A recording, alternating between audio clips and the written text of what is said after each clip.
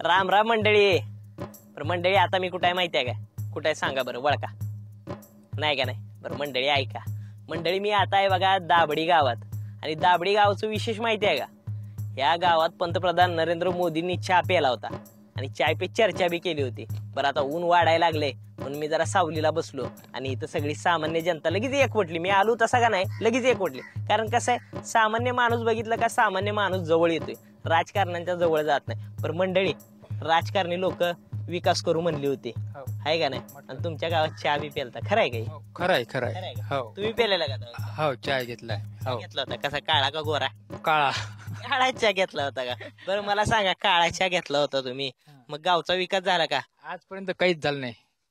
आजपर्यंत काहीच झालं नाही. काय व्हायला पाहिजे होता विकास? आता गावाला जर असं म्हणजे नाल्या रस्ते हे चांगले व्हायला पाहिजे नव्हते आजपर्यंत, पण अजून काहीच झाले नाही. काहीच झाले नाही का? गावात पाण्याची फक्त आता ते पाण्याची टाकी घेतलेली आहे. 4 वर्षात आता एक पाण्याची एक योजना बरं झालेला आहे. बरं बरं, पाणी येते का नळाला? नाही, आता सध्या अजून चालू व्हायचंच आहे. 4 वर्षात टाकी बांधली. हे काम अजून असेच पडून आहे.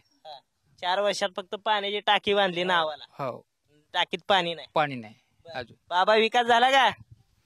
नाही, विकास तर मला तर काही दिसत नाही बा. नाही दिसत का? किती वर्षापासून विकास होईल विकास होईल म्हणते ते? किती वर्षापासून विकास होईल म्हणते? ज्यावेळेस मोदी सरकारने सांगितलं, मोदी साहेबांनी या गावाचा पूर्ण विकास झाल्याशिवाय राहणार नाही असं त्यांनी आव्हान केलं. या आव्हानाला आम्हाला साथ वाटली की बा मोदी सरकार काहीतरी करतील. या काँग्रेसने जर नाही केलं तर हे करतील, म्हणून आमच्या गावानं परिपूर्ण त्यावेळेस काय नाही, त्या सत्तेला काय नाही निवडून दिलं. परंतु त्या आशेचा आम्हाला दुरुपयोग झाला. साहजिकच की वाटणार की चहा पेलाय तुमच्या बरोबर म्हणलं. चहा आम्ही पिला, इथं चहा मीच केला. तुम्हीच चहा केलता? मीच चहा केला, मीच जागा दिली, मीच तिथं कार्यक्रम घेतला. इथं चहा झाला. मोदींना चहा आवडला का तुमच्या? आमचा चहा नाही, त्यांनी स्पेशल दूध आणलं होतं. त्यांनी स्पेशल दूध आणलं? त्यांनी स्पेशल दूध आणलं होतं, आमच्या इथं नाही घेतला. त्यांनी साखऱ्या स्पेशल आणला, चहा स्पेशल आणला, त्यांच्या माणसाकडून करून घेतला आणि ते चहा ते पिले. विकास झाला का? मग विकास अद्यापर्यंत मला तरी डोळ्याने दिसत नाही. आता मला एक मनाचं आहे, ते कार्यकर्ते आहे, त्याचे आमदार आहे, त्यांचे मंत्री आहे. या मंत्र्यांनी जरी आश्वासन दिलं होतं की तुमचं गाव दत्तक घेतल्याशिवाय राहणार नाही, घेतलं का दत्तक? नाही, दत्तक कोणीच घेतलं नाही. झाले का गावात घरकुल? काहीच नाही झाले, एकही नाही झाले. पावत्या देऊ नाही नुसत्या. जो पहिले भ्रष्टाचार होता त्यापेक्षा कमी झालेला भ्रष्टाचार.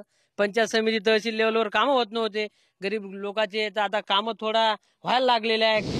भ्रष्टाचार कमी झालेला नाही सर. आमच्या इथं नरेंद्र मोदी साहेब येऊन गेले, खूप आश्वासन दिले का आम्ही इथे शाळा खोलू, नाल्या पाहिल्या, हे पाहिल्या, स्ट्रीट लाईट देऊ, नळाची योजना देऊ, सगळं करू. पण आतापर्यंत कुठंही काही केलेलं नाही आहे. पालकमंत्री पण येऊन गेले. आमच्या मंदिराचा पूल आहे, किती खेप त्यांचं इस्टिमेट काढून दिलं. किती तुम्ही जर मंदिराचा पूल जर पायसान तर असं म्हणजे जाता येत नाही. कापसाला काय भाव आहे? एवढं मरमर करायला लागते, करायला लागते की नाही? बरोबर आहे. सोयाबीनला काय भाव आहे की नाही? मालालाच भाव नाही दिला नाही ना. देऊ म्हणली होती मालाला भाव, आणि देऊ म्हणला वाटलं, काय दिला? देवेंद्र फडणवीस साहेब विरोधात होते त्यावेळेस म्हणत होते सोयाबीनला 5,000 भाव, कापसाला 7,000 भाव. आता मुख्यमंत्री असून काहीच करत नाही. मोदी साहेबांनी असं म्हटलं होतं की यवतमाळ जिल्हा कापसासाठी प्रसिद्ध आहे. कापसावर प्रक्रिया होऊन इथे गठाणी बांधून इथंच वस्त्र तयार झाले पाहिजे, यासाठी कंपनी काढू असं त्यांनी त्यावेळेला बोलले होते. कापूस ते कापड यवतमाळमध्येच. कापूस ते कापड यवतमाळमध्ये झाला पाहिजे.